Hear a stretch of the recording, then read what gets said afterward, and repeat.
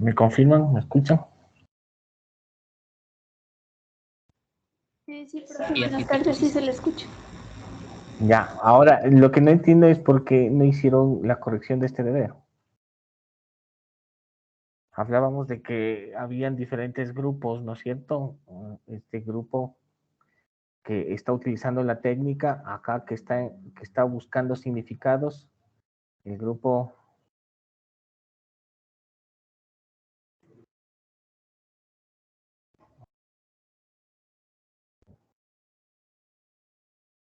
entonces aquí el grupo de los significados, a ver, el grupo que está utilizando bien la técnica, el grupo que no utiliza técnica pero sí busca significados, que no, ni técnica ni significado.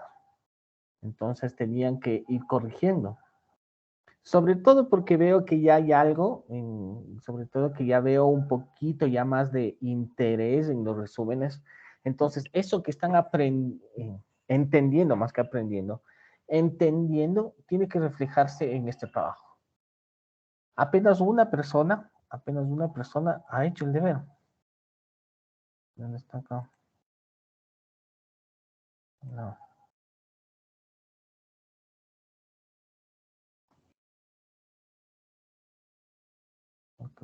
Es este.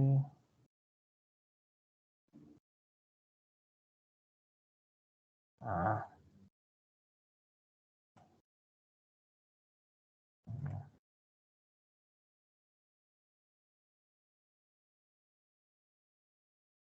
Estoy despertando, compañeros, porque no están haciendo.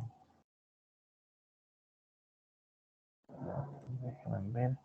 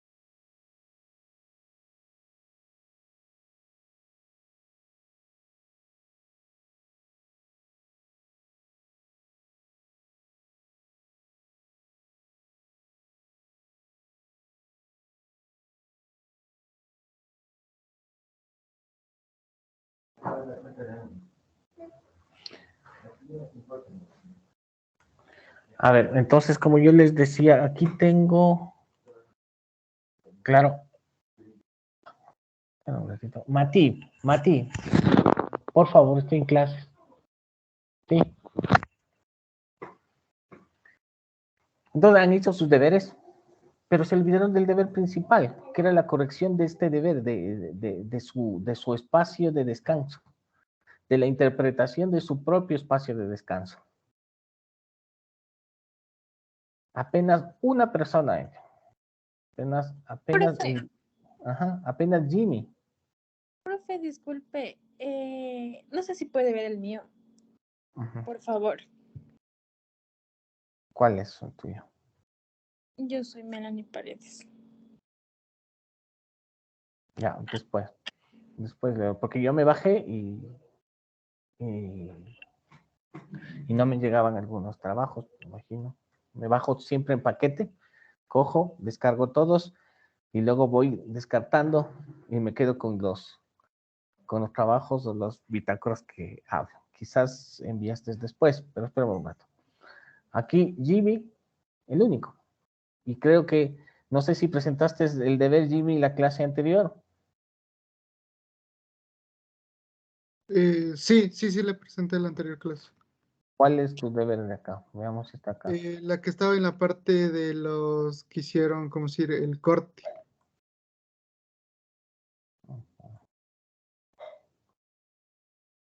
Acá, estos. Sí, el segundo.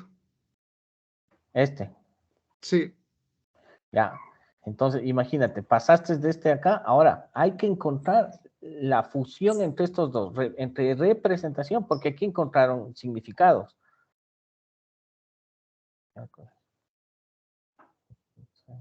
Ah, no, es que ya no me deja cargar.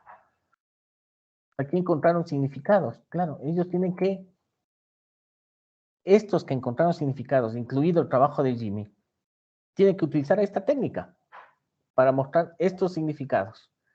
Y estos que aquí encontraron significados, pero no utilizaron la técnica, tienen que utilizar esta representación. Y los que saben solo la representación tienen que hablar de los significados. Entonces, este era un trabajo que creo que, o no me hice entender, que era de constante corrección. Entonces, Jimmy estaba acá, pasa acá, pero entonces tiene que seguir, ahora tiene que llegar a conjugar estas dos visiones. Sí, por favor. Entonces, este deber que era para ahora, lamentablemente tendremos que hacer para el jueves. El jueves tienen que hacer este deber que no han hecho. Por favor. O sea, yo apenas reviso un deber de semana a semana, entonces, porque por no molestar o por no interrumpir, para que los deberes sean reflexivos y no sea una acumulación de trabajos. Simplemente ahora tenemos que apretarnos, porque vale de la mano. ¿Por qué? Porque todos estos, acá por ejemplo, yo veo que ya hay interés en estas bitácoras. Pero ese interés no solo tiene que estar reflejado en entender lo que se vio, sino en aplicar.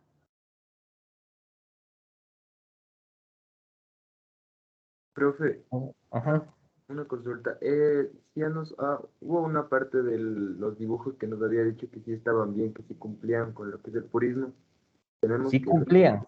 Ajá. Cumplían con la... A ver, voy a repetir. Por favor, pongan atención. Nosotros estamos... discúlpame, ¿tu nombre? Fernando. Ya. Fernando, hemos hablado en su mayoría de qué en las clases. ¿Qué ha sido una constante?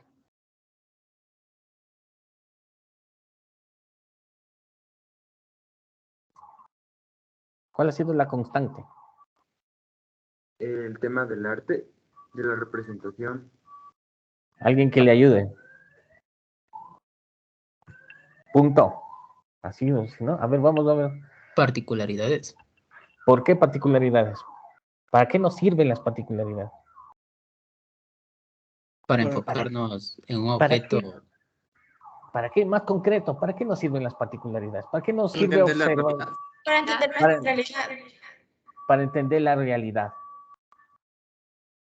Ya. Dos personas dijeron eso. ¿Quiénes eran? Yo, Michelle. ¿Y quién más? Yo. Jairo Díaz. No estoy viendo la lista, estoy viendo solo la pantalla del Miro. Jairo y ¿quién más? Daniela Gil. Jairo y Daniela. Estamos entendiendo la realidad desde una particularidad. ¿Y para qué nos sirve entender la realidad desde una particularidad en arquitectura?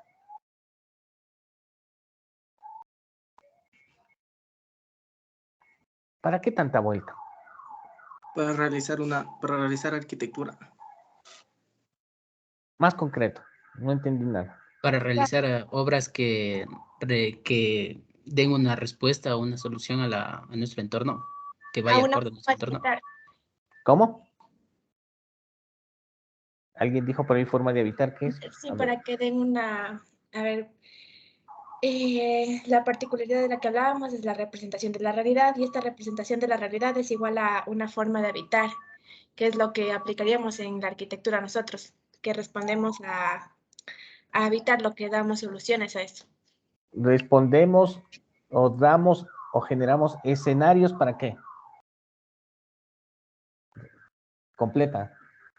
Es lo mismo que que dijiste, pero nosotros generamos escenarios que respondan a unas determinadas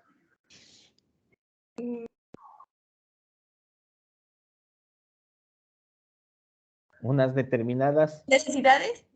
No, unas determinadas, ya lo dijiste, Formas de habitar. unas determinadas formas de habitar.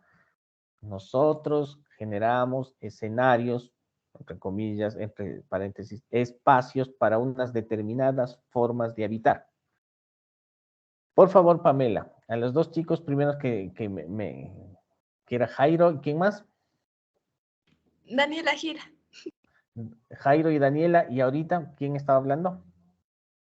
Igual Daniela. Ya, entonces 2 puntos Daniela, 1 punto Jairo. Bueno, yo no estoy aquí para poner el pie a nadie, ni hacer perder, no estoy aquí, a ver, yo considero que aquí como docente no estoy para poner el pie. No estoy aquí para hacer un obstáculo para que ustedes se muevan al siguiente semestre, pero tampoco puedo regalar el semestre. ¿Sí? Entonces, hablaba, es la generación, nosotros hacemos o generamos escenarios, que otros llaman espacios, generamos escenarios para unas determinadas formas de habitar. ¿Y cómo descubrimos esas formas de habitar? ¿O cómo entendemos esas formas de habitar? A través de la observación. Porque a través de la observación nosotros entendemos esas particularidades de una determinada realidad. El arte es la representación de la realidad desde una perspectiva individual, subjetiva, como el español que hizo el Pikachu de afuera. Él observó estas particularidades de nuestra cultura, que muchas veces, como hablábamos en clases anteriores, el arte es un espejo que refleja una sociedad y que muchas veces nosotros cuando nos vemos en el espejo no nos gusta lo que vemos. A veces la aceptamos, a veces la negamos. Entonces, ¿cuál es el ejercicio, no? ¿Por qué está? ¿Cuál es el ejercicio? Entender esa esencia de su espacio. A ver, la esencia del espacio no está en esas 4 paredes. No son, esa no es la esencia. La esencia es cómo la habitamos. Y no utilizo la palabra usar. No utilizo la palabra usar. Uso. Porque habitar tiene que ver con individualidad. Uso tiene que ver con generalidad. Habitar, ¿cómo habitas tu espacio? ¿Se acuerdan cuando hablábamos cómo habitamos? Es como un poema. Para Heidegger dice, habitar es un poema. Entonces, si hay determinadas formas de habitar, expresadas, estas de generación en generación se transmiten y se convierten en cultura. Por eso la arquitectura es cultura, porque es una representación de una forma de habitar. Y el arte, ¿por qué es arte? Porque representa esa realidad. Entonces, si se representa esa realidad, cultura, arte, arquitectura, el arte es arte, la arquitectura es arte, la arquitectura es cultura, el arte es cultura, que muchas veces nace de subjetividades. Claro, pero cuando nosotros entendemos cultura, podemos estarnos quedando estancadas, que solo vemos cultura y podríamos solo estar entendiendo la cultura del mundo indígena en Otavalo. Claro, nosotros estamos encasillados porque decimos, hay una cultura bien definida, bien estructurada. Pero hay culturas, hay la cultura contemporánea, hay culturas, por eso a veces decimos estas culturas urbanas. Además, el concepto de cultura tiene que entenderse como algo que está en constante transformación. Porque si no estuviera en constante transformación, la arquitectura de hace 300 años sería válida traspasarla o traerla a nuestros días. No. La arquitectura está en constante transformación. Las formas de habitar están en constante transformación. y no pueden estar estáticas. Entonces la arquitectura no es estática. La arquitectura está en la medida del arquitecto, de entender esas lógicas, ¿no?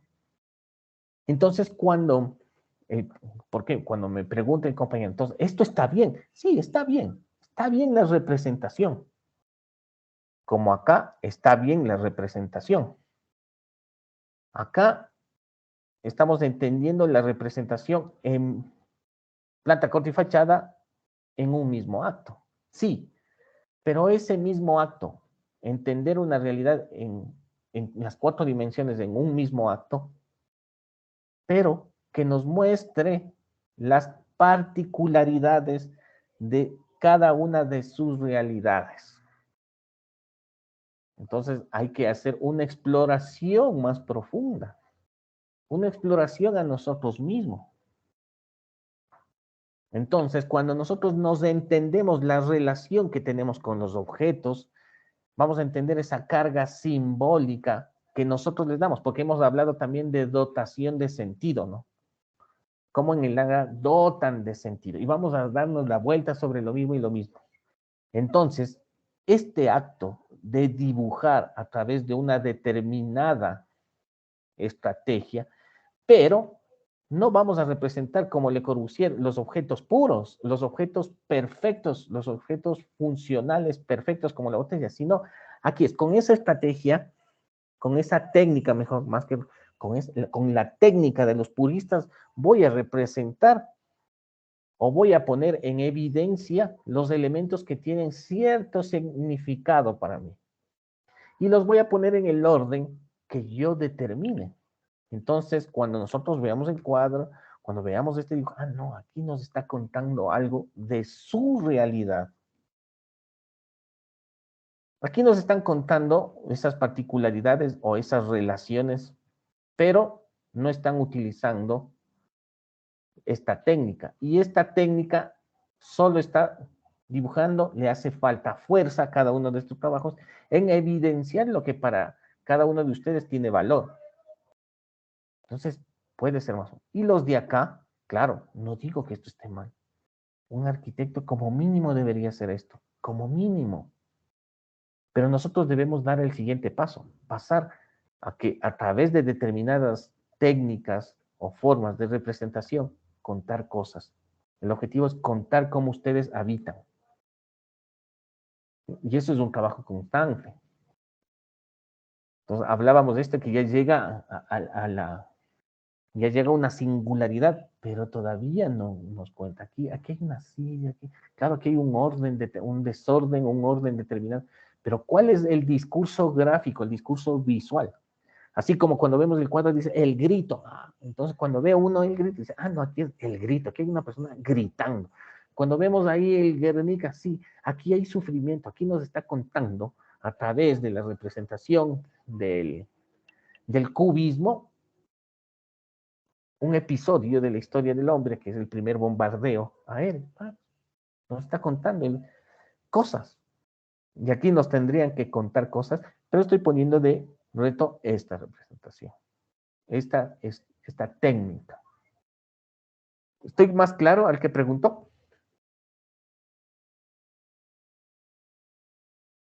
¿Quién preguntó? Sí, profe, ya quedó. Estamos. Ya. Todo esto no es un proceso mecánico. Mire, y aquí creo que es un consejo sano para todos. O sea, cada materia, independientemente de lo que sea, tiene que ser tomada con mucha reflexión. Porque miren, depende de ustedes el nivel de reflexión que le pongan a cada materia. A pesar de que sea aburrida, puede comenzar a aburrir. El interés que ustedes pongan para luego ustedes construir su forma de pensar. Construir su forma de pensar. Porque a veces cuando yo veo a los compañeros que se van graduando y se van saliendo, es que yo voy a ser de aquí de constructivista toda la vida. O sea, digo, te estás poniendo en la camiseta y te estás poniendo cadenas y no estás pensando, o sea, no eres capaz de, o sea, solito te encasillas. Entonces, el objetivo es que no encasillarse. El objetivo tampoco es negar las cosas. Es tomar. Es tomar.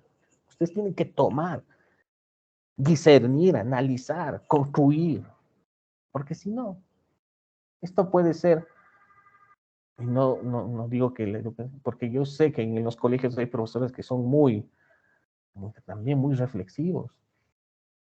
Pero la gran mayoría de nuestra formación es muy lineal. Aprende, prueba, aprende, prueba, aprende de ver, prueba, aprende de ver, prueba, aprende de ver, prueba. ¿Qué estás aprendiendo? Lo que me dice el profesor. ¿Para qué? ¿Por qué?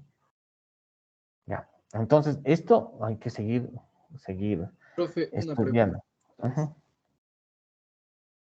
Dime. Sí, con respecto a esas correcciones, no sé si puede ver la tercera fila. Entonces, nosotros los de la tercera fila, ¿qué corregimos o alguna recomendación para que corregir ahí? No, por ejemplo, ustedes están en ese filo, estos dos trabajitos, sí habla de estos dos trabajitos, están en ese filo que son dos trabajitos especiales, porque siento que están entre la representación y hay una timidez en el trabajo, pero que está como que ya quiero contar y no me atrevo, quiero contar y no me atrevo. O sea, es como que está a punto de soltar, hay que soltarse, hay que soltarse, hay que soltarse. Aquí están, estos dos dibujos son como reprimidos, todavía están contando lo que ven, sin reflexionar, o sin establecer un orden adecuado, ¿no? Hay que soltarse. Estos dos dibujitos, sí lo dije, ¿no? Hay que soltarse en estos dos dibujos. Claro, y aquí en este collage era, no, un collage que cuente de tu lugar, que nos lleve a tu lugar. ¿No? Vamos. Ya me desvié. Vamos acá. La arquitectura de la construcción.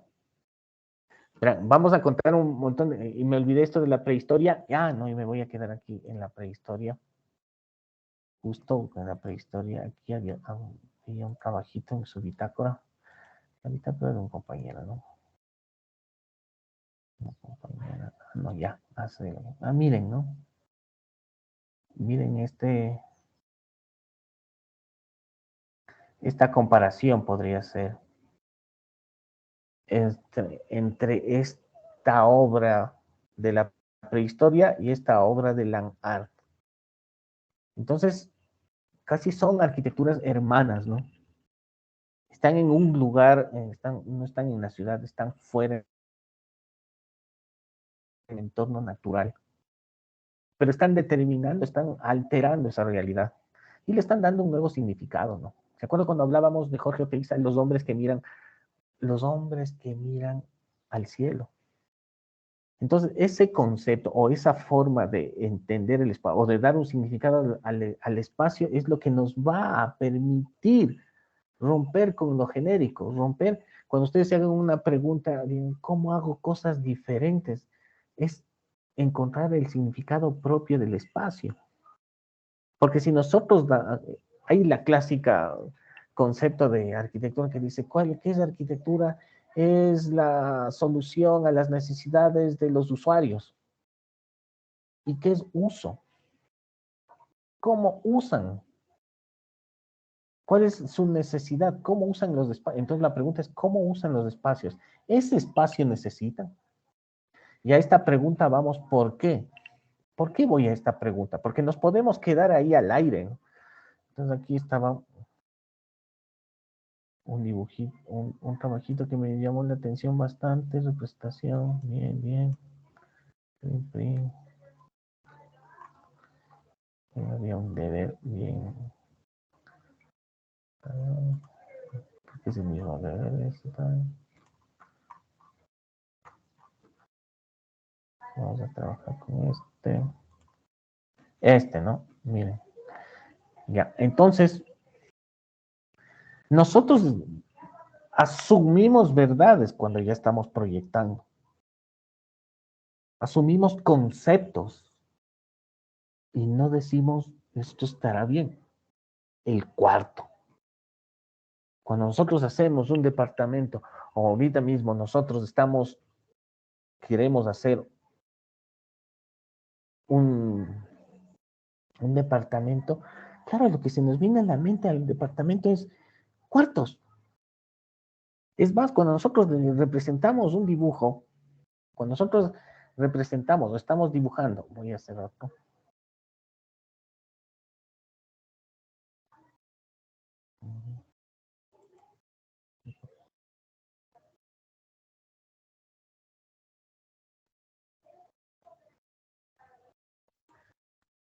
Entonces, este es nuestro esquema.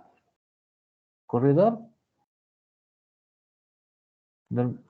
cuarto 1, cuarto 2, cuarto 3, sala, comedor. Ese es nuestro esquema. Este es nuestro esquema. ¿Sí?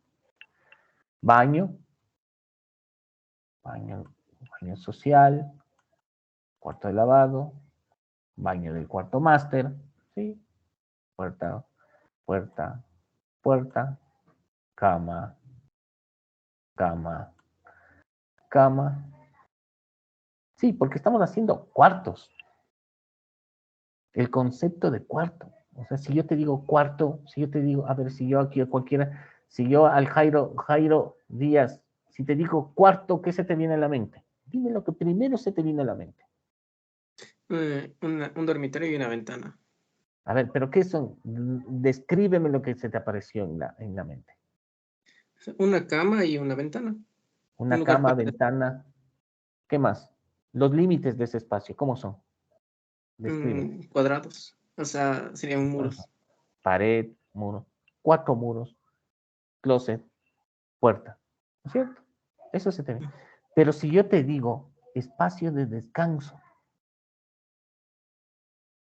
o espacio de descanso, ¿qué se te viene a la mente? Lo primero, ¿qué se te vino?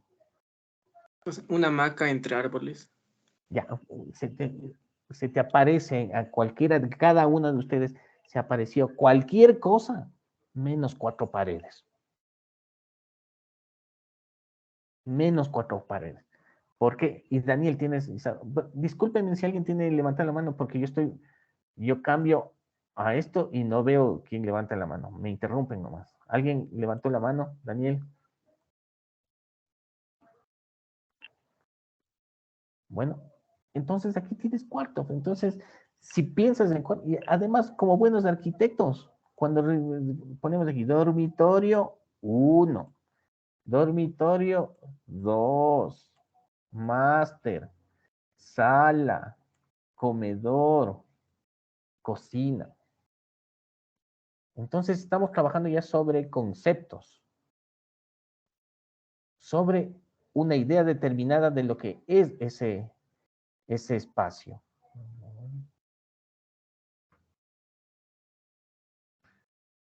Entonces, por ejemplo, aquí a Daniela, veamos acá, voy a poner esto acá. Veamos si o están en clase o no. A ver, Brittany. Sí, profe. Ya, a ver, lo mismo. Brittany, si yo te digo comedor, ¿qué se te viene a la mente? Lo primero, seamos sinceros. Y todos, ¿qué se te viene a la mente? Una mesa con una silla. Mesas con sillas. A todos se nos aparece eso, porque ese es el concepto mínimo de un comedor. Hasta la palabra es tosca. Comedor. Comedor. ¿No es cierto? Es un comedor. Hasta es tosca esa palabra. Pero si te digo, a ver, no sé, ¿qué otro nombre le pusieras al comedor, Brittany, en vez de comedor? O sea, ¿qué nombre te arriesgarías a cambiar? Ya no es comedor, le vas a poner otro nombre.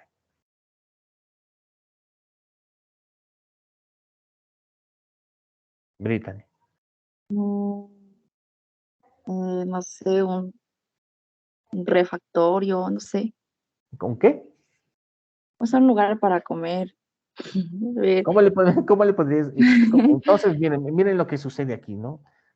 Que luego, claro, es difícil. Pero podríamos cambiar el nombre. Si tú cambias de nombre a ese lugar, ya la mente comienza a patinar. ¿Qué es eso? Comienza a patinar. ¿Qué es eso? Entonces puede tener diferentes configuraciones.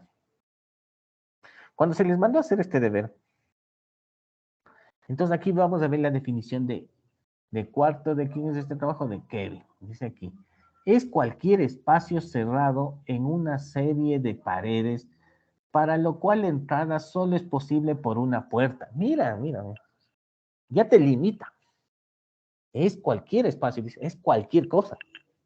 Cerrado por paredes, para lo cual la entrada solo es posible por una puerta u otra estructura divisoria que la conecte a un pasillo, el exterior o a otro cuarto.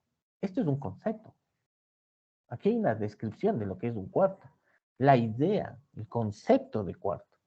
Entonces, si trabajamos sobre el concepto de cuarto, ¿qué vamos a hacer? O sea, ya no puede cambiar. Ahora, pero vamos a ver, ¿qué es alcoba? Miren, miren, ¿qué es alcoba? Porque ya es otro nombre, es un nombre, es otro concepto. Entonces no digamos nombres, es otro concepto. ¿Qué dice aquí? Es un ambiente de la casa. Entonces ya no es cualquier espacio. Ya te dice, es un ambiente propio de la casa, cuyo diseño apunta a favorecer el descanso,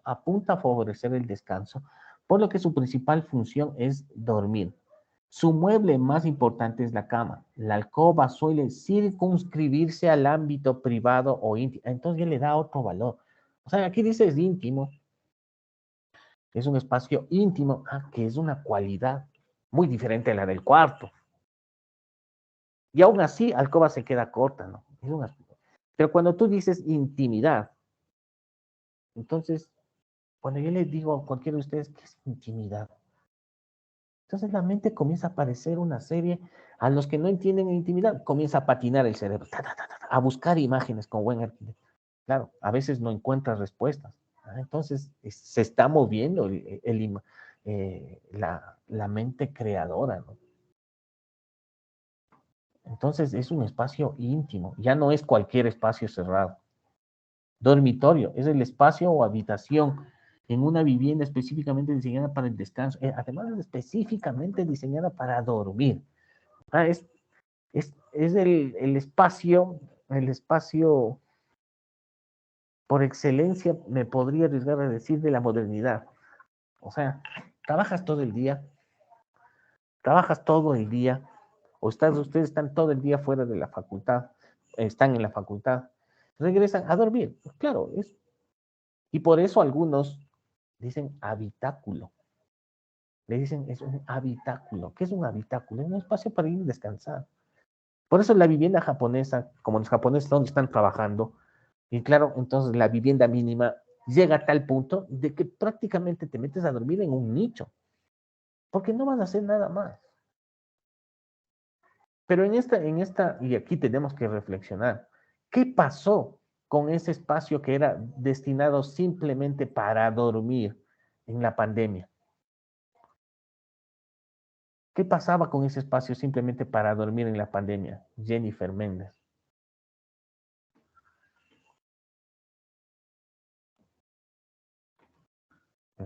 Está haciendo otras cosas. Está ocupada. No le molestemos. Yorinde. Yulitza.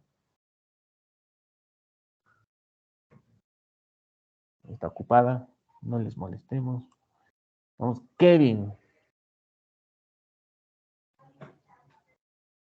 También está ocupado. Presente, profe. A ver, veamos, ¿no? Todos están ocupados. En este mundo moderno, todo el mundo está ocupado pensando en otra cosa. A ver, Kevin. ¿En qué estábamos? Se me cruzaron los cables ahorita. A veces me molesto.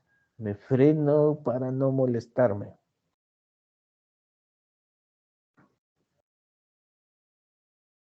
Ya. ¿Qué pasó en esta pandemia, Kevin? Si nosotros entendemos el concepto de habitación o de cuarto sería cualquier cosa, pero si nos quedamos con alcoba o con habitación, que es un espacio para descansar, para dormir, inclusive dormitorios, dormir. ¿Se cumplía con ese aspecto o qué pasaba en ese espacio que solo fue pensado para dormir en la pandemia? cambió, ya que muchas veces se pasaba más tiempo en el cuarto y ya no cumplía solo su función de dormir y descansar. Ya no. Entonces ya no era un dormitorio. Ya no era una alcoba. Seguía siendo un cuarto, porque es cualquier espacio. Entonces, en lo que era un dormitorio, como mínimo concepto, ya no era dormitorio porque se trabajaba, ¿qué más? Se jugaba, se conversaba.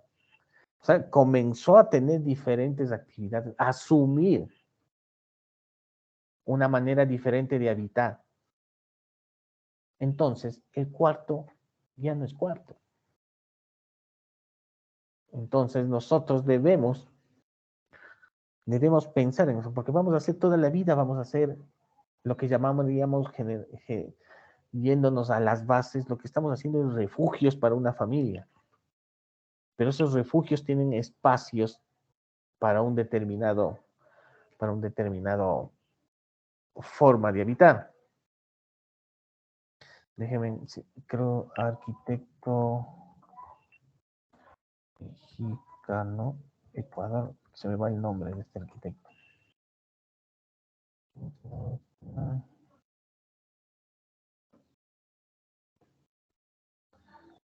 Cita.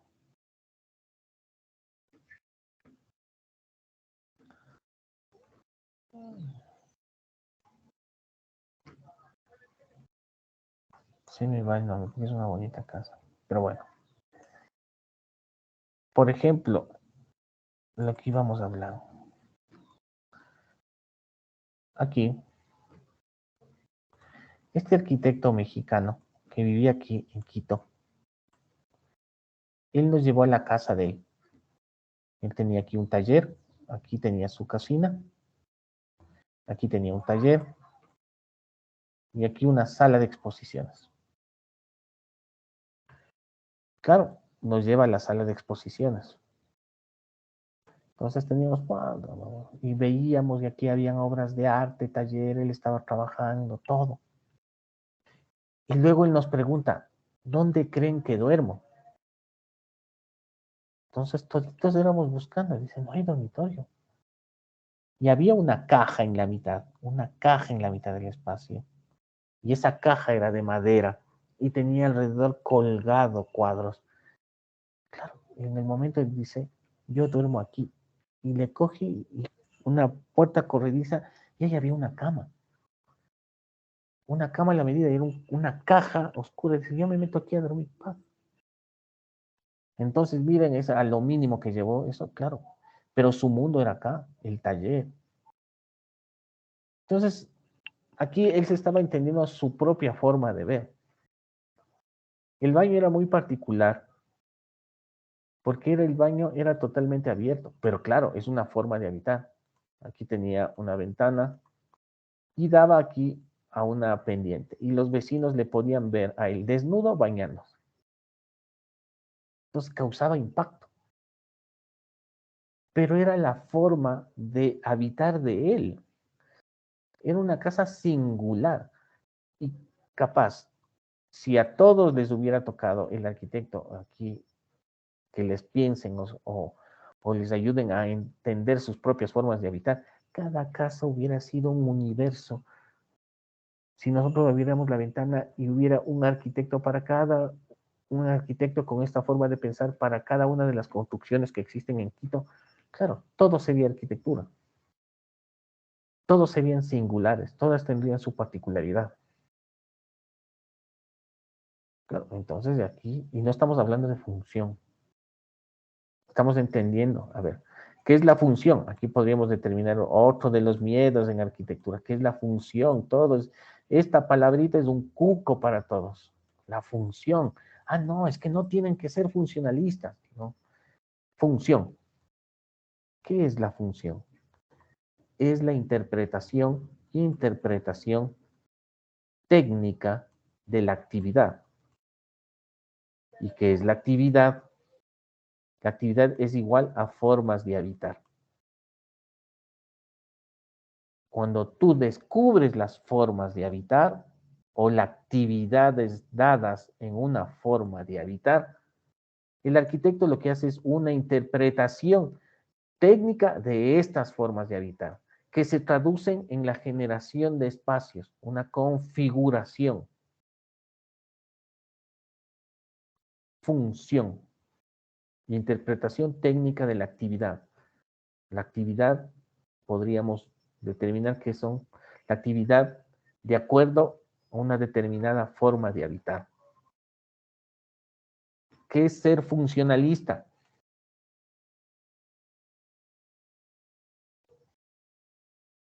Es decir, que todo es cuarto. No reflexionar sobre las formas de habitar. Imponer una forma determinada, una forma de organización del espacio determinada, generalista. Todos nuestras, sobre todo, todos los que nuestras familias han comprado un departamento, es un departamento genérico. ¿Por qué? Porque no fue pensado para nosotros. Muchas veces me compré este departamento porque para esto me alcanzó. Pero es un departamento genérico. Porque no, ese arquitecto que hizo ese edificio no pensó, es que aquí va a venir a vivir la familia tal, ya mismo hacen el préstamo. No. Y no está mal. Porque vamos a hacer a veces vivienda genérica y otras veces vamos a hacer vivienda a medida. Lo que tenemos que estar es conscientes. Cuando no estamos conscientes somos funcionalistas. Es decir, asumimos que 4 dormitorios, sala, comedor, cocina es lo que se tiene que hacer. Eso es ser funcionalista. No entender que existe esta otro tipo de función, una función que nace de la interpretación técnica de una determinada forma de habitar.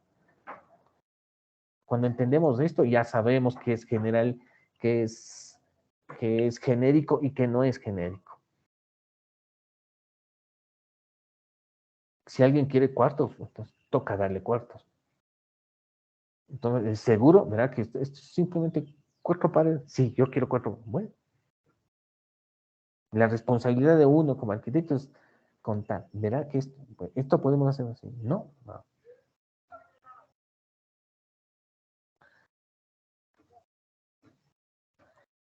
La arquitectura de la construcción. Cuando nosotros hacemos arquitectura, bueno, todavía ustedes no están conscientes, un arquitecto que no piense en el sistema constructivo realmente no podrá hacer realidad sus sueños. Muchos arquitectos, sin asumir la técnica pura, es decir, mecánica, es decir, no es que así se hace el muro, entonces no.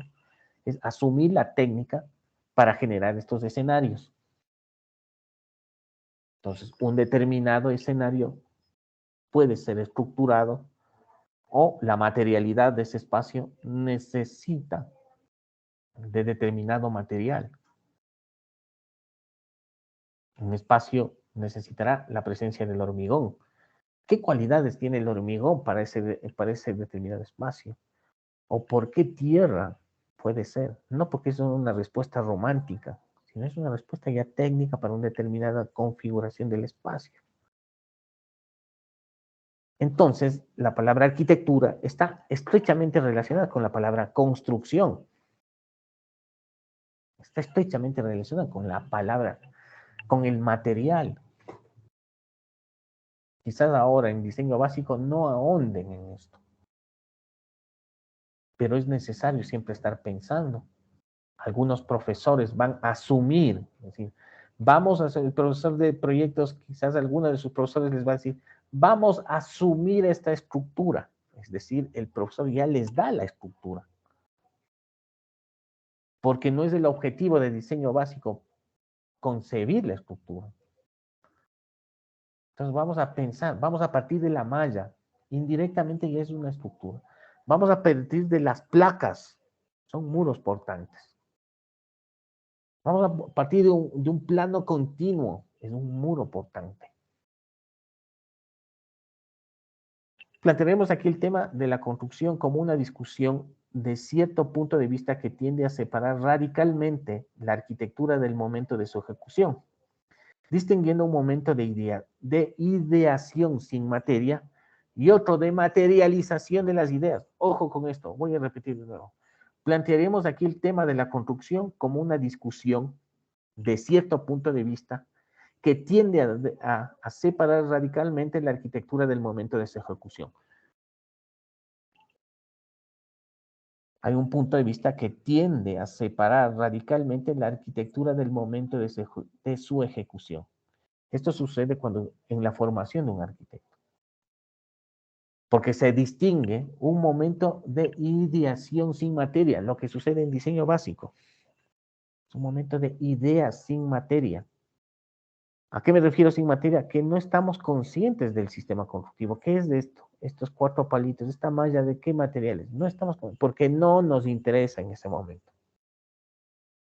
Y otro de materialización de las ideas. ¿Cómo se materializa esta idea, no? Luego irán sumando experiencia y van a llegar a un momento donde quizás utilicen los mismos criterios de diseño básico y claro, y se junte con lo que aprendan en construcciones y se sube lo de estabilidad. Y claro, ese momento es el de materialización de la idea. Pero muchas veces asumimos esa materialización sin ideas, que es lo que le pasa muchas veces al ingeniero. Y no digo que el ingeniero esté mal, sino que simplemente el ingeniero no asume estas relaciones. Él simplemente construye. El objetivo de él es que esa estructura no se caiga. Plantearemos aquí el tema de la construcción como una discusión de cierto punto de vista que tiende a separar radicalmente la arquitectura del momento de su ejecución, distinguiendo un momento de ideación sin materia y otro de materialización sin ideas. Entonces, aquí hay una contradicción, ¿no? Ideación sin materia, un error. Materialización sin ideas, otro error. Como fases que se suceden mecánicamente, a lo sumo dialécticamente. Esto, en el proceso proyectual, ya cuando suman experiencia en los diferentes talleres, es la conjunción de todo. Por eso, lo peor que ustedes pueden hacer es, pasé diseño básico y me olvido. No, aquí están aprendiendo una cosa concreta del proceso proyectual, que es la estructuración del espacio, cómo se relaciona, cómo se concibe el espacio. Planteamos que entre arquitectura y construcción se da una relación de analogía. Son similares. Arquitectura es construcción, la arquitectura es construcción y la construcción también puede ser arquitectura. Se da una relación de analogía. La arquitectura es una metáfora de la construcción. Esto es lindo. La arquitectura es una metáfora de la construcción. La arquitectura es una metáfora de la construcción. Si oyen ese concepto, que la arquitectura es una metáfora de la construcción. Vamos a ver aquí, ¿cómo podemos visualizar esto de la metáfora de la construcción? Este arquitecto colombiano.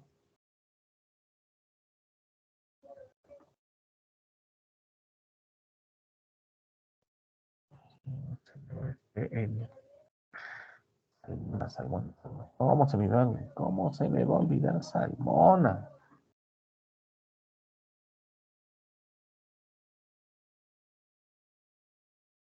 Vamos a ver acá. Cuando vemos este espacio,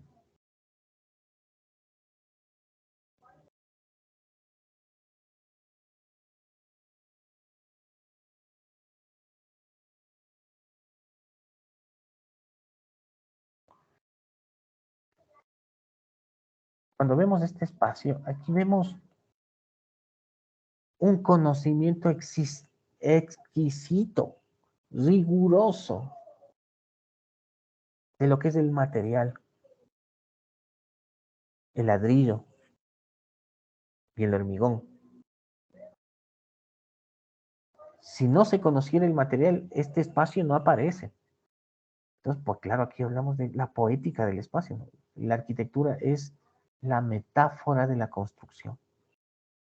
Volvemos a ver, ustedes abren su ventana y hablamos que todas esas construcciones que vemos de la ciudad, no todas son arquitectura. O sea, no hay arquitectura buena y no hay arquitectura mala.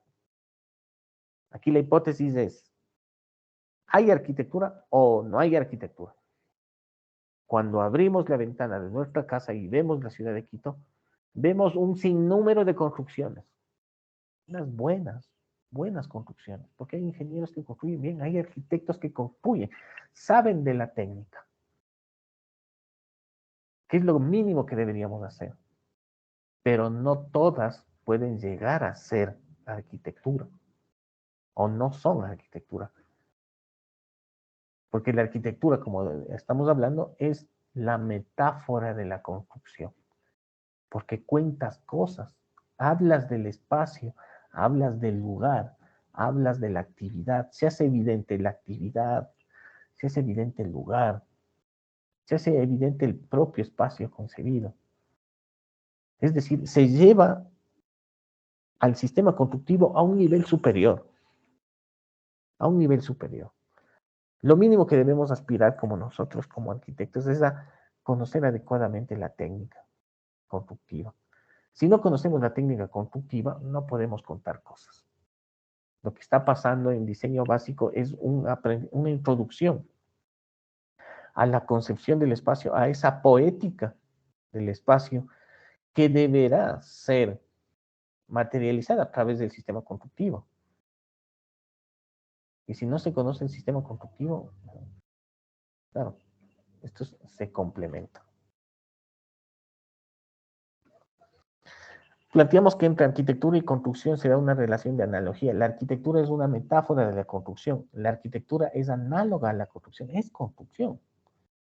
Hablaremos de sistemas cuando ciertos procedimientos, constructivos utilizados desde siempre se transforman y llegan a establecerse un conjunto de normas que rigen la construcción según una precisa formulación topológica.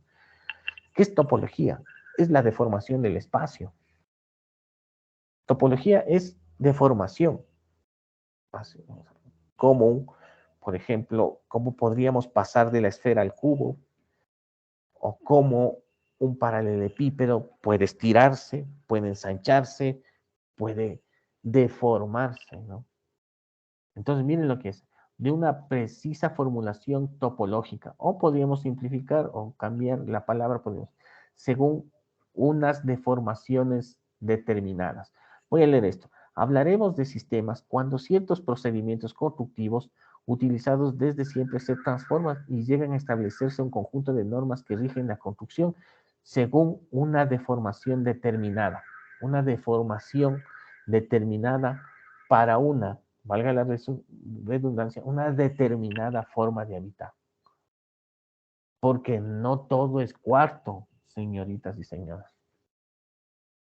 No todo son cuartos. Tienen su determinado nombre. O podríamos decir, como en las pirámides de Giza, es una arquitectura no para los vivos, es una arquitectura para los muertos. O como en la arquitectura azteca, hablamos cuando vamos, estudiemos un poquito, nos acerquemos un poco a la arquitectura de los aztecas, la venida de los muertos. Hay una dotación de sentido profunda. La venida de los muertos, la ciudad de los faraones, el bosque sagrado. Entonces, ese espacio se construye a partir de una determinada forma de habitar que se traduce en conceptos concretos, ¿no? La venida de los muertos. Entonces, ¿cómo es una venida de los muertos? Pero, o sea, imagínate cómo es eso. O sea, la venida de los muertos. O sea, uno se queda, uno como máximo dice la avenida Naciones Unidas, pero es 4 carriles y 2 veredas mal hechas. No, pero la venida de los muertos, la ciudad de los faraones, la ciudad de los dioses, la arquitectura. O cuando se enfrentan ustedes a un tema, por ejemplo, hay un tema, un compañero suyo estaba haciendo un cementerio. ¿Qué es hacer un cementerio? Yo me voy, veo la normativa, hacemos nichos, tanto por tanto, ¿no? Pero viene un compañero suyo y trata, no, esto es la ciudad de los muertos. La ciudad de los muertos. ¿No?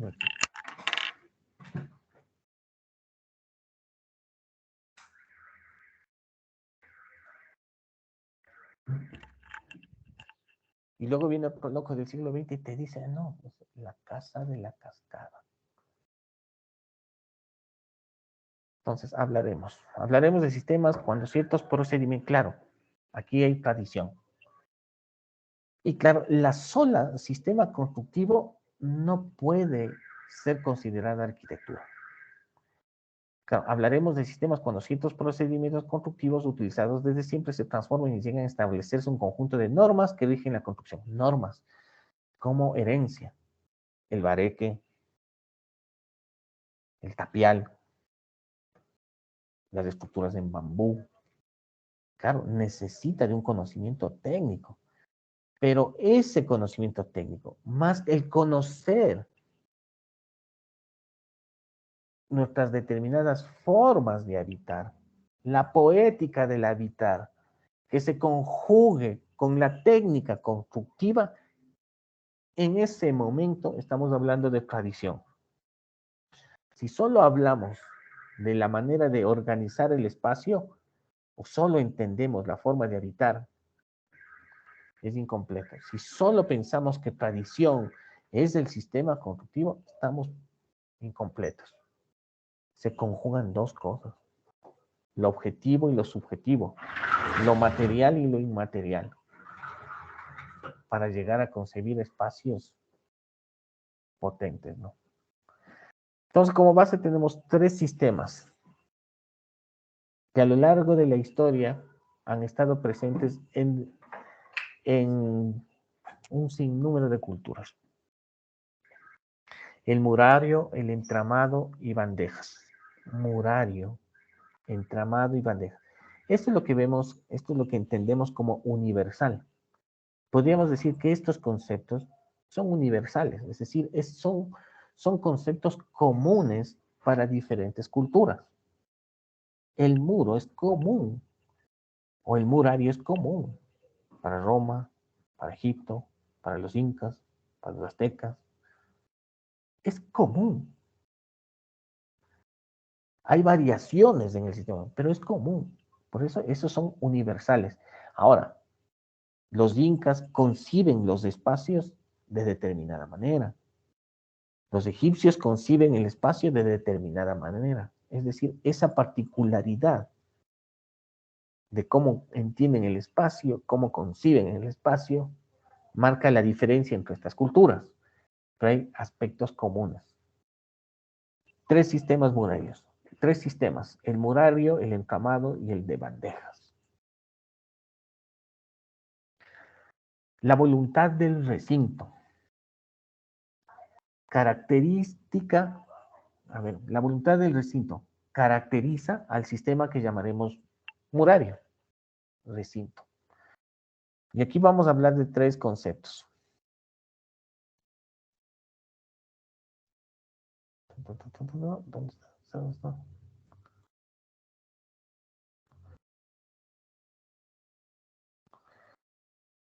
Entonces, vamos a hablar de tres maneras de concebir el espacio. Tres conceptos de espacio que son universales y que son comunes para un sinnúmero de culturas. El aula,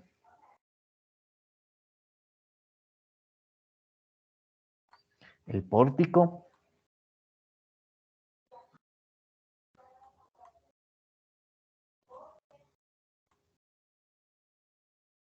y el recinto.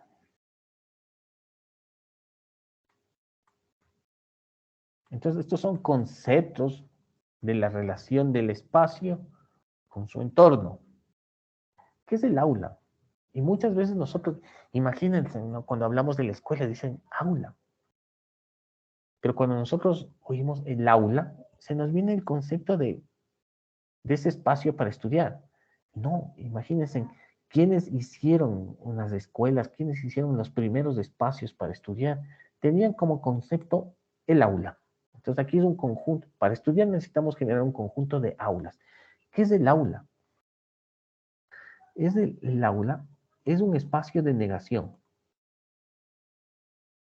Cuando hablamos de la relación con el entorno, decimos que este espacio donde está, si este es el aula, es un espacio que no tiene relación con el entorno.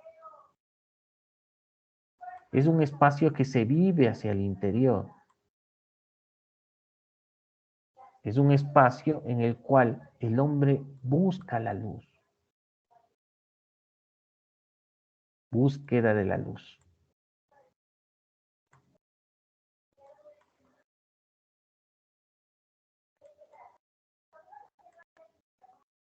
Ya. Entonces aquí vemos este espacio, el aula. Entonces ya sabemos, entonces es un espacio introspectivo.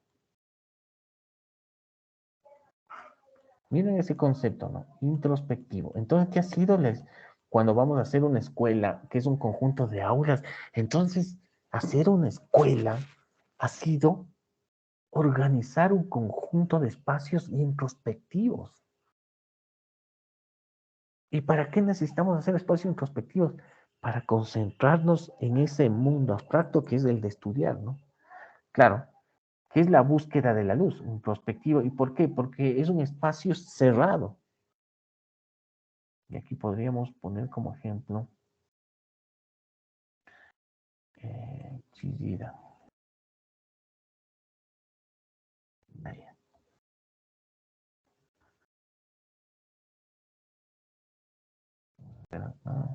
Video.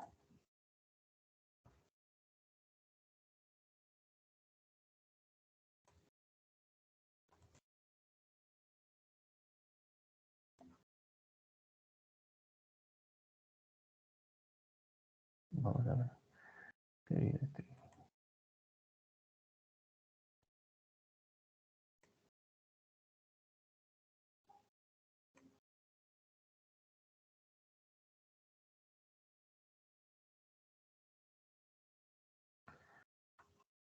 ¿Sí se oye la música o no? ¿Me confirman? ¿Oyen algo o no?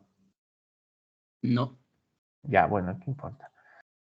Pero podemos ver aquí, miren, este es un espacio, el aula es un espacio donde hay una negación al entorno. Es decir, no podemos ver qué es. Entonces, por ejemplo, la vivienda de los indígenas en el páramo, que niega la relación con el entorno, es un aula, ¿no? Es un espacio que busca la luz, un espacio de introspección. Entonces es un espacio que se vive hacia el interior. Este proyectito es hecho de un artista, de Chillida. Este escultor tenía una pelea con Jorge Oteiza, de quien comenzó a estudiar el espacio. Pero vemos aquí, y aquí podemos entender el concepto de Le Corbusier que dice, nuestros ojos están hechos para ver las formas bajo la luz. Entonces yo cuando oía el concepto de Le Corbusier me decía, este man me dice el concepto, hay el típico, ¿qué es la arquitectura? La arquitectura es la capacidad de determinar los espacios para una necesidad concreta. ¿Qué concepto para corto, no? Este es un concepto objetivo. Y ahí viene el otro concepto, el de Le Corbusier, que dice, nuestros ojos están hechos para ver las formas bajo la luz. Aquí está. Si no hay luz, no hay arquitectura. Entonces hay que conjugar las dos. Esa necesidad concreta, objetiva, y la parte subjetiva, esa capacidad de entender el espacio, para qué es el espacio, el nombre del espacio. Y en esta siempre está como constante la luz. Entonces, haciendo un resumen, este tipo de espacios, el aula, es aquel espacio introspectivo que se vive hacia el interior. Este espacio lo disfrutamos por la presencia de la luz y vivimos ese espacio al interior. No nos importa la relación con el entorno. Y vuelvo a decir, es un espacio que busca la luz. ¿Sí? Entonces acá vemos. Entonces es un concepto de espacio. Imagínate, entonces,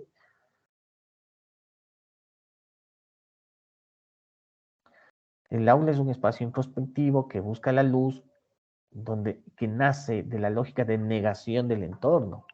Entonces, cuando vemos la vivienda de los indígenas que viven en páramos, ellos están haciendo aulas. Son espacios introspectivos que viven hacia el interior. ¿Cuántos de nosotros no hemos entrado en donde está la paila y entra un haz de luz que cae sobre la paila? Y se oye ahí a los cuyes, ¿no? Entonces es un espacio introspectivo, es una cualidad. Entonces yo podría determinar desde ese punto de vista, no, entonces primero entender el concepto de aula para la estructuración de una escuela, ¿no? No, entonces la potencia del concepto cuando se hace una escuela. Nosotros ahorita entendemos como aula a ese espacio donde están arrumadas un sinnúmero de pupitres oxidados, con ventanas mal armadas, cubiertas de zinc, sin pensar en sus cualidades térmicas. Claro, pero luego entendemos que aula ha sido la generación de un espacio introspectivo, o sea, la potencia del concepto. Entonces, una relación interior. Este podríamos ponerle en el medio de las dos. Vámonos al pórtico. El pórtico es un espacio terrenal. Es una malla, ¿no? Podríamos decir. El pórtico es ese que nos permite esa relación en horizontal. El pórtico establece una relación con el entorno, pero horizontal. Aquí está el hombre. A contrario del aula, es un espacio totalmente abierto. Si aquí se buscaba la luz, acá se controla la incidencia. Acá se debe controlar la incidencia de la luz. Incidencia de la luz.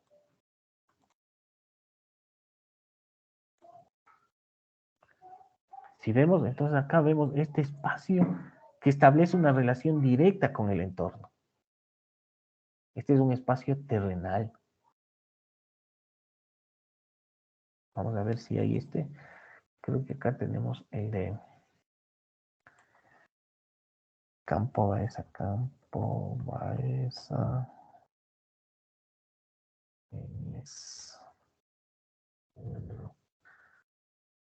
Sí, hay este. Sí, creo que hay esta casita aquí. Esta.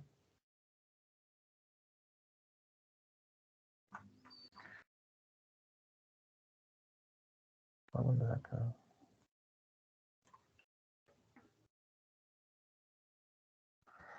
¿Están entendiendo entonces el concepto del espacio? Cuando hablo del concepto, cuando le hacía su pregunta a su compañía que decía, ¿qué nombre le pones a ese espacio donde comemos? Entonces casi tiene que ser poético. Porque si hablamos de que la arquitectura es poesía, entonces hay que darle un nombre, ¿no? O sea, debemos zafarnos de esa idea de que somos una sucesión de cuartos. O sea, que nos estamos poniendo limitaciones. Vamos a ver este.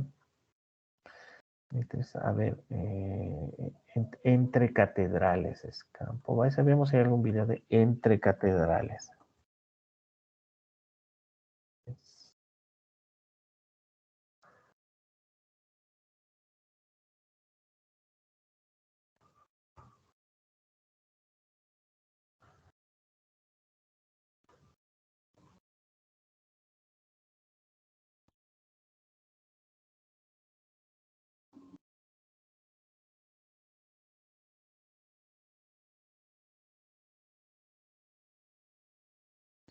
No, esta.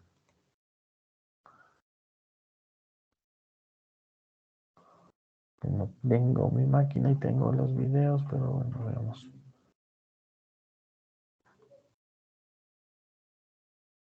Vámonos. Vámonos a otro pórtico, mi es banderón.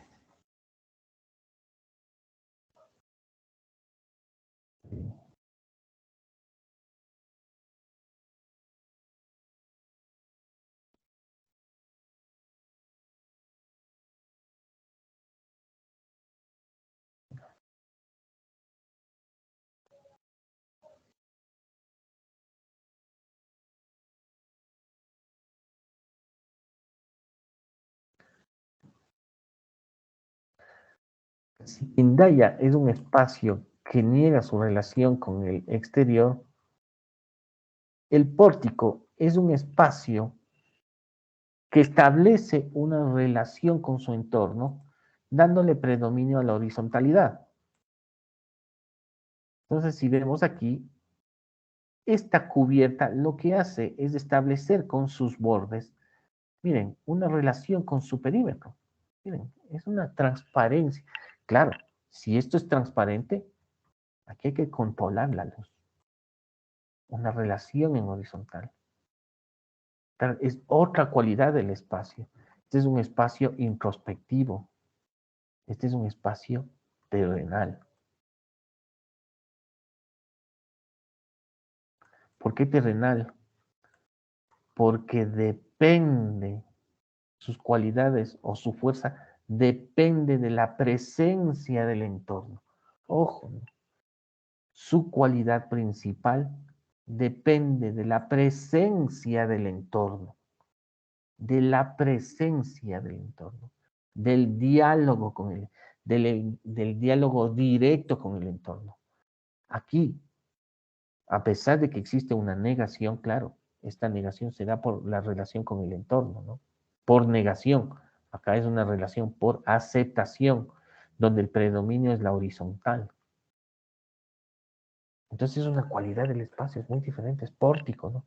Entonces, aula pórtico. De lo introspectivo a lo terrenal. Y vamos al recinto. El recinto es lo que nosotros conocemos como patio.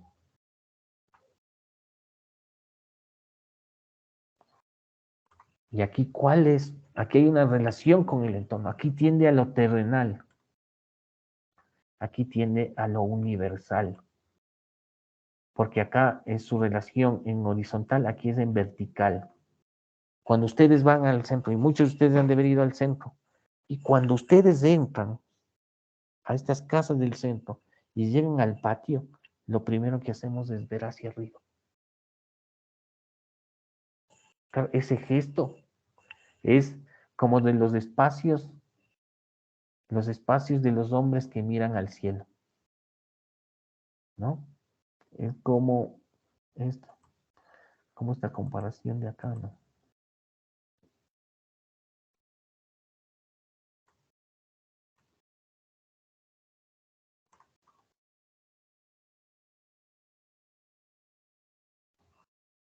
Aquí había una bonita relación.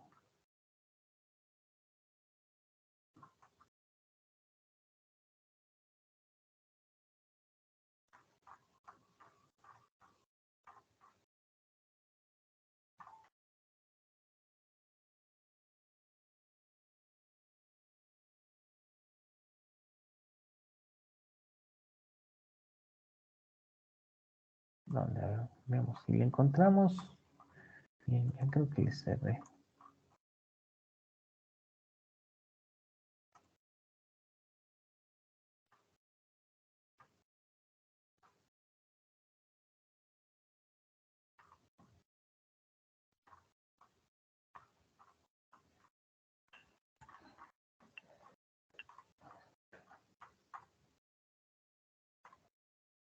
Aquí está.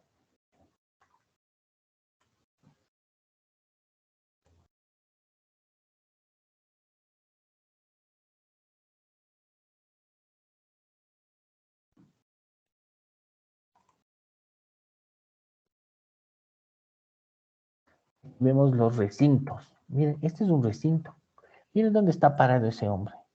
Ese hombre no tiene relación en horizontal, porque aquí están estos muros. No hay relación en horizontal. No es un espacio introspectivo. ¿Por qué no es un espacio introspectivo? Porque no hay cubierta. Y al no haber cubierta, claro, el hombre siempre va a mirar hacia el cielo. Es un espacio que hace evidente lo universal, ¿no? Las estrellas.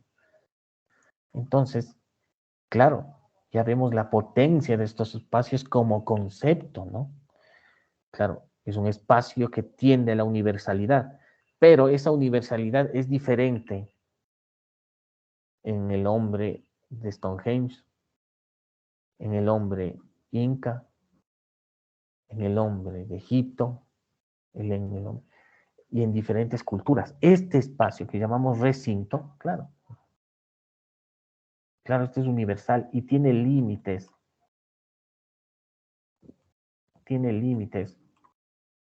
en horizontal, un espacio que tiende a lo universal.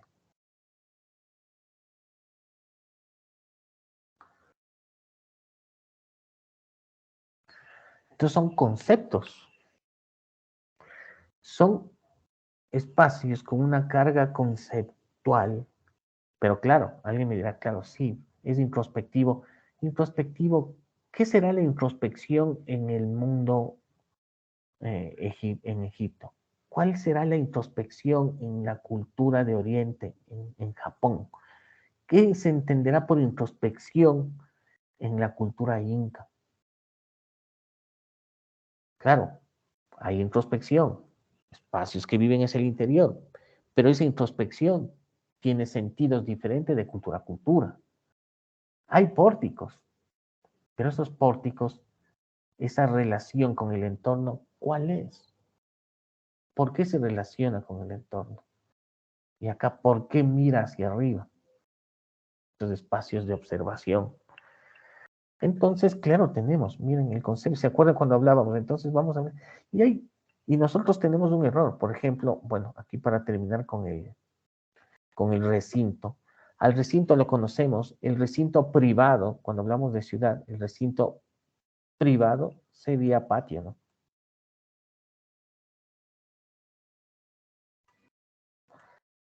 Y el recinto público serían las plazas.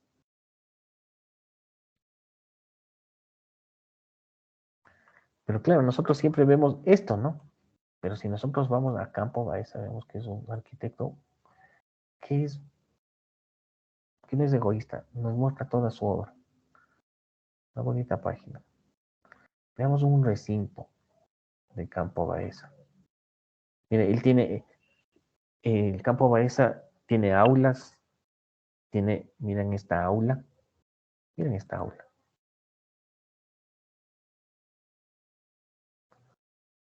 Este es un espacio para el arte, es un aula. Entonces mira cómo, es que necesito un espacio de exposición, pero Campo Baeza dice, no, un espacio de exposición tiene que ser pensado como un aula, es un espacio introspectivo que viva hacia el interior, es un concepto de espacio para una sala de exposición. Entonces yo podría decir, voy a hacer una iglesia bajo los criterios de aula, es un espacio introspectivo que se niega a su relación. Alguien puede decir, no, yo voy a hacer una iglesia que sea terrenal, que haya una relación franca con el entorno. Claro, y estás dándole sentido, un nuevo sentido a ese concepto. No solo es la función por la función. Entonces vamos a ver el aula. Vamos para ya rematar esta clase.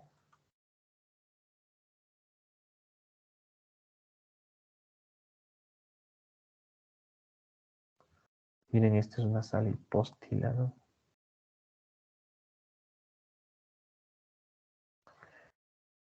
Pero un ratito. Miren este pórtico. Es muy clásico, ¿no? Muy universal. Cuando veo esto, miren que es una plaza de toros.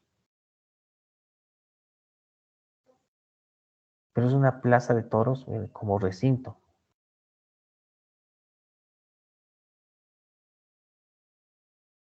Entonces acá vemos, ¿no? Entonces vemos este recinto. Pero es una plaza de toros. Pero cuando nosotros hablamos, ¿te quieres hacer una plaza de toros? Sí, es un graderío, es un espacio. Ya. Estamos trabajando sobre predeterminación, pero él dice, no, este es un recinto. Es un espacio que, vamos a ver, al centro y al cielo. Entonces uno se queda así. ¿Por qué? Porque juegan con conceptos. Los arquitectos dan nuevos conceptos. Y de ahí cuando vemos cómo este arquitecto, Campo Baeza, es libre, hace casas como aulas, hace recintos, hace pórticos. En los pórticos se relaciona con el interior. Cuando utiliza aulas es por negar la relación con el exterior. Recintos por jerarquizar o mezcla, ¿no? O concibe, por ejemplo, aquí hay una casita donde tiene un aula dentro de un recinto. Vamos por acá.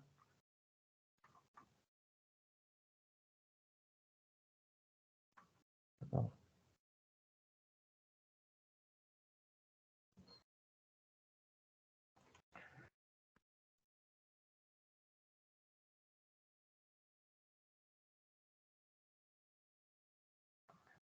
Cuando vemos esta casita, entonces es un aula dentro de un recinto. Entonces tú te quedas, conjugas conceptos. Entonces aquí es el concepto del espacio más allá de entender simplemente la función. Porque si no entendemos lo que hacen ciertos arquitectos, lo que haríamos es hacer una copia sin reflexión. Porque muchas veces a Campo se le puede decir, no, es que es cajitas blancas. No son cajitas. No son cajitas. Está manejando conceptos. Conceptos, y claro, hay una rigurosidad cuando se entiende el sistema constructivo. Entonces vamos a hacer la pausa aquí para la próxima clase, pero ya tenemos aquí la arquitectura de la arquitectura, que son estos espacios universales, pero a la vez también particulares, porque cada cultura le ha dado un significado diferente a estos espacios. Aquí vemos el recinto en el Paleolítico, el recinto desde el punto de vista del arte, el recinto en la arquitectura. ¿Cuál es? Aquí tenemos el pórtico, esa relación terrenal en horizontal con su entorno inmediato. Y la introspección de lo que llamamos aula, ¿no? Son conceptos. Entonces ahí está esa parte subjetiva que muchas veces los arquitectos nos olvidamos. Nos olvidamos. Entonces, veamos. Yaris.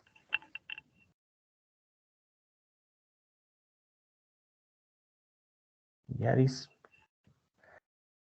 No está. Vladimir. No está. Tatiana. Sí, profe. Ah.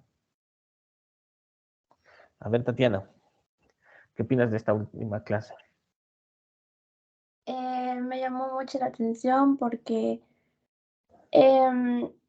o sea, yo conocía los términos que usted dijo, lo del aula, el pórtico y el recinto, pero hoy día los conocemos más a fondo y sabemos más en sí por qué es lo que se llama así y cómo es lo que los arquitectos los toman. Como que, como en el último ejemplo que los conjugó al recinto con el aula, y eso me pareció muy interesante. En sí, o sea, toda la clase, toda la clase me pareció interesante ya que esos conceptos ya los aplicaron, o sea, ya los enseñó cómo aplicar y como que ya se entendió mejor. Claro, porque esto de dotar de sentido, ¿no? De entender los significados, claro, es esto. Es entender significados y luego de dotarle esa capacidad a esos espacios, porque no solo es el dormir. Un dormitorio es algo más. No puede ser solo dormitorio. Donde te reúnes a comer con tu familia, no puede ser solo comedor. O sea, es algo más. En la casa suceden otras cosas que están ahí flotando y que están listas para que alguien las haga evidente, como los vanguardistas, ¿no? Hacer evidente algo irreducible a la mirada común. Todos hacen 3 dormitorios, sala, comedor, cocina, cuartos de máquinas. ¿Y cuál es el alma de esta organización? Lo que ustedes están buscando es la esencia. Con esta autoobservación de su espacio están buscando esa esencia que les permita construir con singularidad. Para que no caer en recetas, ¿no? Ah, no, yo soy minimalista, yo soy deconstructivista, yo soy historicista. Y luego viene otro que es más potente y dice, no, yo soy postmodernista. Pero hay que dar concepto, hay que entender el concepto del espacio. Bueno, rematemos la clase con la última. Vamos a ver. María Daniela.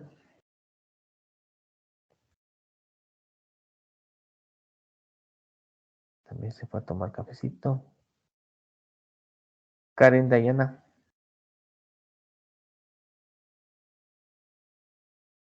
Ya se fue el café.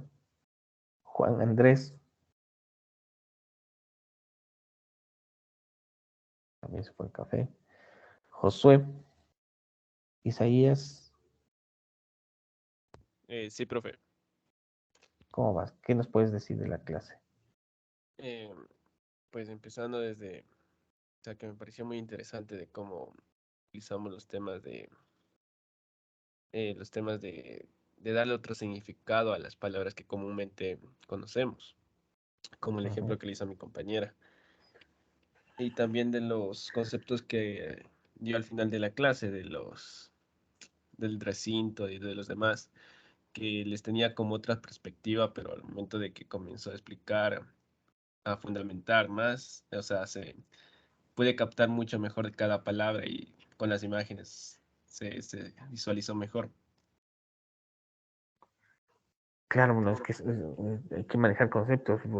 Solo es pórtico, aula, claro, ¿qué hacemos con eso si no entendemos? Y claro, y a estos tres conceptos se los llama la arquitectura de la arquitectura. O sea, con estos elementos podemos hacer otras arquitecturas, podemos sumar significados, podemos generar combinaciones. Entonces, de ahí encontramos ese camino, ¿no? Y podemos entender esa subjetividad de la arquitectura que ya nos han robado los artistas y que nosotros debemos poner una pausa. Yo sé que todos estamos metidos en sobrevivir, entonces, pero hay que hacer un momentito de pausa y reflexionar con respecto a lo que hacemos. Nuestra actividad es muy seria, es muy linda, es muy para llenar el alma, ¿no? Cuando nos sentemos a trazar una línea, el significado de lo que puede darse a una línea. Si estos arquitectos lo pudieron, ¿por qué nosotros no? ¿Por qué ustedes no? Es un poquito de reflexión y de compromiso. Y como ven, cuando yo pregunto, ya, el compromiso es de pocos. El compromiso es de pocos. Bueno, chicos, que tengan una bonita semana. Nos vemos el próximo jueves. Que pasen bien. Gracias, Gracias, arquitecto. profe. Hasta luego. Gracias. Hasta luego, profe. Gracias. Hasta luego, profe.